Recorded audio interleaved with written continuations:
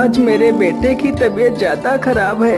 कृपा कर मुझे 200 रुपए दे दीजिए। मैं आपके यहाँ पर काम करके आपके सारे पैसे चुका दूंगा। अरे नहीं हरीराम, मैं तुम्हें पहले पैसे नहीं दे सकता। यदि पहले पैसे चाहिए तो तुम्हें मेरे पास कुछ गिरवी रखना पड़ेगा। लेकिन मालिक, मेरे पास तो कुछ भी नहीं है जो मैं तुम्हारे पास कुछ गिरवी रखूं। नहीं हरीराम, तुम्हारे पास तुम्हारा खेत तो है। तुम उस खेत को मेरे पास गिरवी रख दो। जब तुम मेरे पैसे वापस कर दोगे तब मैं तुम्हारा खेत तुम्हें लौटा दूंगा। ठीक है मालिक, आप मेरे खेत को गिरवी रख लीजिए। कृपा कर मुझे पैसे जल्दी दे दीजिए। फिर वह सेठ हरीराम को पैसे दे देता है। पैसे लेकर हरीराम वहाँ से चला जाता है। सेठ धनपति राम बहुत ही कुटिल था, मानो उसका हृदय पत्थर के समान हो, जो लोगों की मजबूरियों का फायदा उठाता था। उसके पास काफी सारे लोग काम करते थे। उसी गांव में एक मोहन नाम का लड़का रहता था, जो बहुत ही मेहनती था। उसके पास एक छोटा सा खेत था।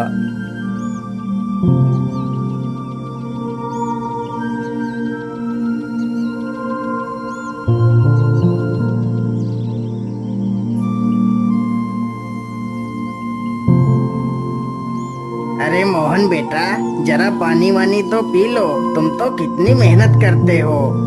हाँ चाचा, क्या करूं, बिना मेहनत के तो कुछ होगा भी नहीं। हाँ बेटा, तुम्हारी इसी मेहनत की वजह से ही तुम इस छोटे से खेत में दोगुनी फसल उगा पाते हो।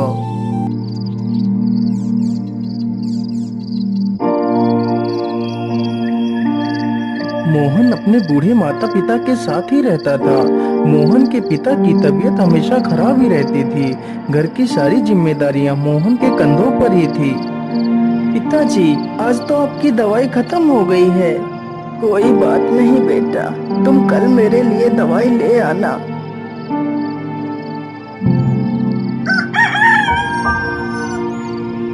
मोहन सुबह उठकर अपने पिता के लिए दवाइयाँ ले आता है।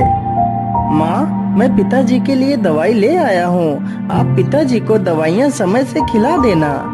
हाँ हाँ बेटा, मैं तुम्हारे पिता को दवाइयाँ खिला दूंगी। माँ, आज तो मौसम कितना अच्छा है। मैं आज ही खेत में बीज बो देता हूँ। ठीक है बेटा, जैसा तुम्हें अच्छा लगे वैसा ही करो। मोहन तुरंत ही अपने बैलों को लेकर खेत की तरफ निकल पड़ता है।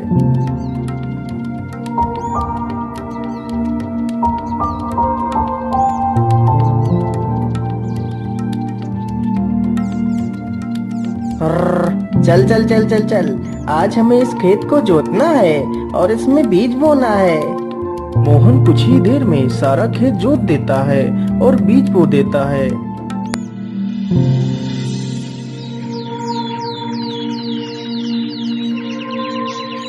कुछ ही दिनों में खेत में बहुत अच्छी फसल तैयार होती है। अरे मोहन भाई, हर बार की तरह इस बार भी आपके खेत में कितनी अच्छी फसल तैयार हुई है। हाँ मदन भैया, यह सब ऊपर वाले का ही आशीर्वाद है, जो हर बार मेरे खेत में इतनी अच्छी फसल होती है। वे दोनों आपस में बात कर ही रहे थे कि तभी काले बादल छा जाते हैं।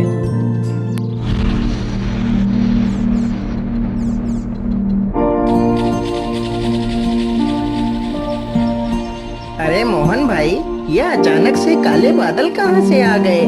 मुझे लगता है आज तो कितनी जोर का तूफान आने वाला है। चलो जल्दी से घर चलते हैं। अरे मदन भाई, ठीक ठीक बोलो। यदि तूफान आ गया तो हमारी सारी फसलें बर्बाद हो जाएंगी। वे दोनों इतनी बात कर ही रहे थे कि तभी जोर जोर से हवाएं चलने लगती हैं और हवाओं के साथ जोर की बारिश आ जाती है।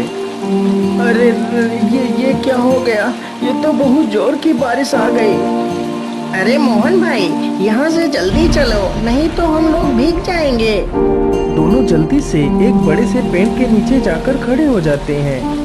मदन भाई, यदि ऐसे ही बारिश होती रही तो हमारी सारी फसलें बर्बाद हो जाएंगी।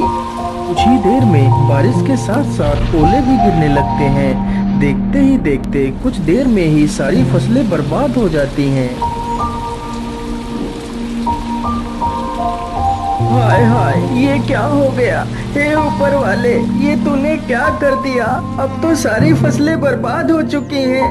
अब मैं क्या खाऊंगा और अपने बूढ़े माता पिता को क्या खिलाऊंगा?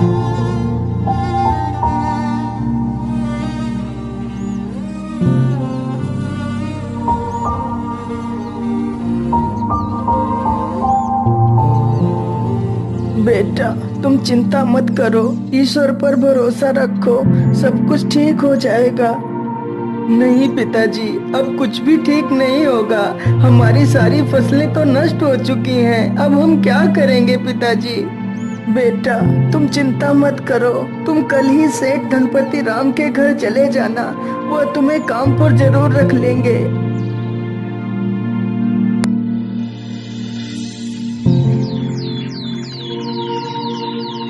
अगले ही दिन मोहन सेठ धनपति राम के पास जाता है।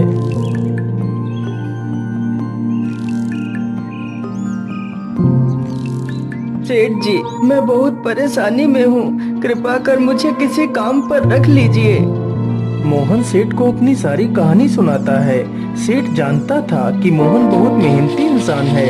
वह कम खेत में ही दोगुनी फसल उगा लेता है। यदि वह मोहन को काम पर रख लेगा तो उसे दोगुना फायदा होगा। लेकिन सेठ उसकी मजबूरी का फायदा उठाना चाहता था।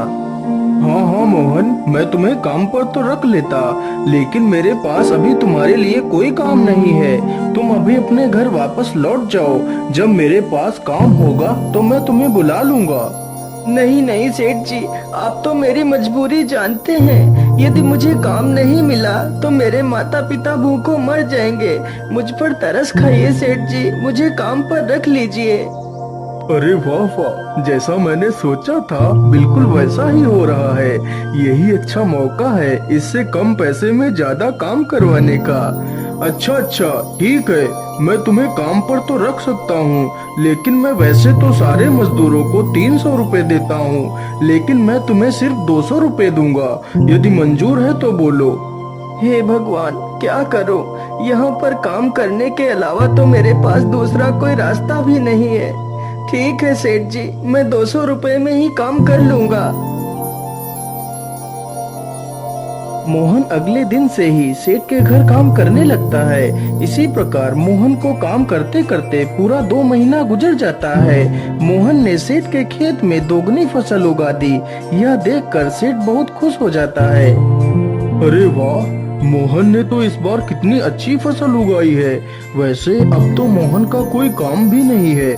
मैं ऐसा करता हूँ, इसे आज की मजदूरी देकर काम से निकाल देता हूँ और इसकी 2 महीने की मजदूरी भी नहीं दूंगा।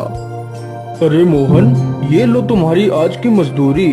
अब तुम्हें कल से काम पर आने की कोई आवश्यकता नहीं है। लेकिन सेठ जी, आप अचानक से मुझे काम से क्यों निकाल रहे हैं? क्या मुझसे कोई गलती हो गई मालिक? नहीं मोहन, तुमसे कोई गलती नहीं हुई है। अभी मेरे पास तुम्हारे लिए कोई काम नहीं है। जब मेरे पास काम होगा तो मैं तुम्हें जरूर बुला लूंगा। लेकिन मालिक, यदि आप मुझे काम से निकाल देंगे तो मैं भूखों मर जाऊंगा। मैं अपने पिता के लिए दवाइयाँ कहाँ से लाऊंगा?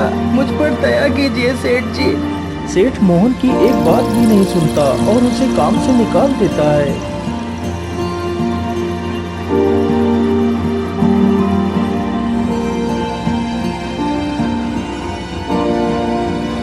अरे बेटा, आज तुम खाली हाथ ही आए हो।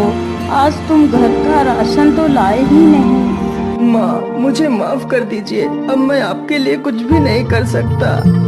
लेकिन बेटा, आखिर क्या बात है? तुम इतना परेशान क्यों हो?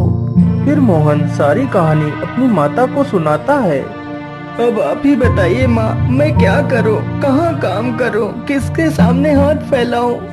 बेटा, तुम परेशान मत हो। हम लोग आज पानी पीकर ही सो जाएंगे। वैसे भी मुझे तो भूख नहीं लगी है। और बेटा, तुम हार मत मानो। तुम कल फिर से सेठ के पास जाना। हो सकता है सेठ तुम्हें काम पर रख ले।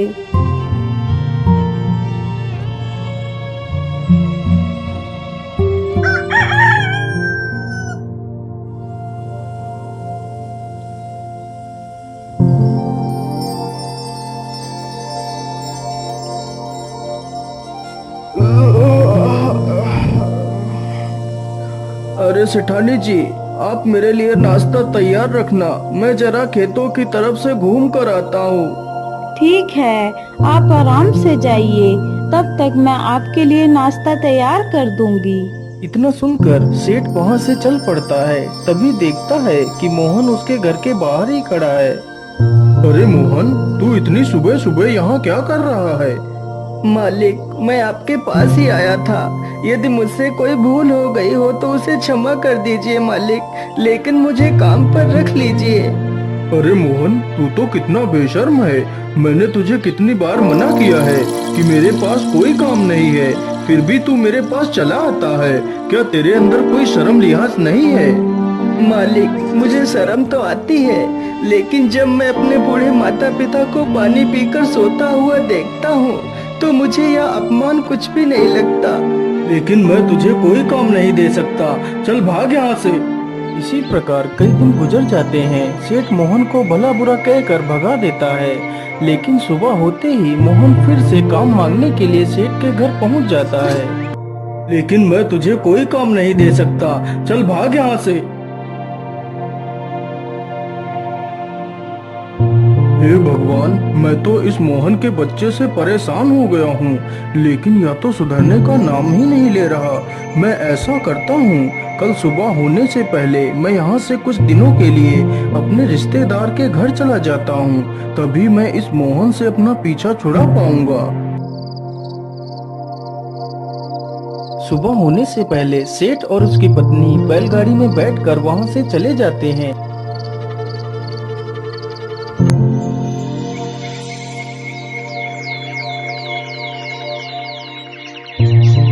उधर मोहन रोज की तरह फिर से सेठ के घर आता है तो देखता है, अरे ये क्या, आज तो सेठ के घर ताला लगा हुआ है।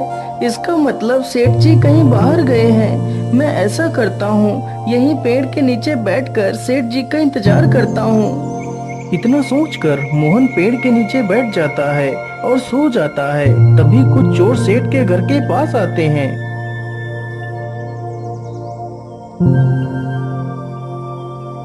अरे लल्लन, आज तो यह दुष्ट सेठ है भी नहीं। आज अच्छा मौका है, चलो आज इस सेठ की सारी तिजोरी खाली कर देते हैं। चोर जल्दी से एक पत्थर उठाता है और ताले को तोड़ने लगता है।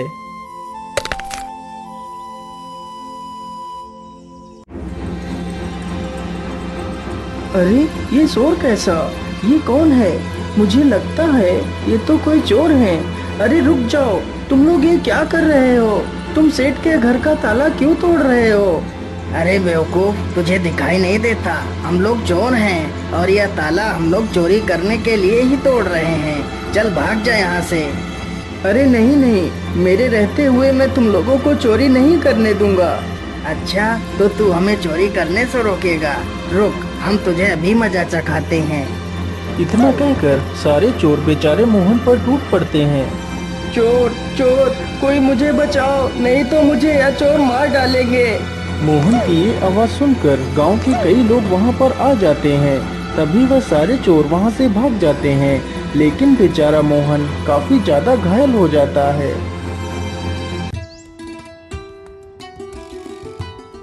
अरे सेठानी जी, अब तो हमें यहाँ पर कई दिन गुजर चुके हैं, चलो अब हमें घर वापस चलना चाहिए। इतना सोचकर सेठ और सेठानी दोनों अपने घर के लिए निकल पड़ते हैं।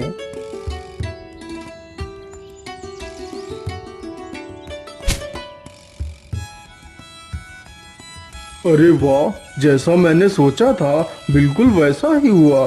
अब तो मोहन से मेरा पीछा छूट गया। लेकिन ऐसा कैसे हो सकता है? मोहन आज भी नहीं आया। मोहन इतनी जल्दी हार मानने वालों में से नहीं है। फिर वह आया क्यों नहीं? कहीं वह किसी मुसीबत में तो नहीं पड़ गया? चलो चलकर देखता हूँ। इतना सोचकर सेठ गांव की तरफ निकल जाता है। अरे मदन भाई, मोहन कहीं दिखाई नहीं दे रहा, वह कहाँ गया है? अरे सेठ जी, मैं तुम्हें क्या बताऊं, आप तो बर्बाद होने से बाल बाल बच गए। क्या मतलब? मैं कुछ समझा नहीं, तुम क्या कहना चाहते हो? फिर मदन सारी कहानी सेठ को सुनाता है। ये सुनकर सेठ के पैरों तले जमीन खिसक जाती है। सेठ जी, मोहन बहुत नेक दिल इंसान है। उसने आज तक किसी का बुरा नहीं किया है। कृपा कर आप उसे अपने पास रख लीजिए। नहीं मदन, मुझसे बहुत बड़ी गलती हो गई है। मुझे जल्दी से मोहन के घर ले चलो। सेठ जैसे ही मोहन के घर पहुंचता है तो देखता है मोहन घायल अवस्था में चारपाई पर पड़ा है। मोहन, मुझे माफ कर दो। मैंने तुम्हें बहुत तकलीफ दी। जिस इंसान को मुझे अपने गले लगाना चाहिए था, मैंने उसे ही तकलीफ दी। हो सके तो मुझे माफ कर देना मोहन।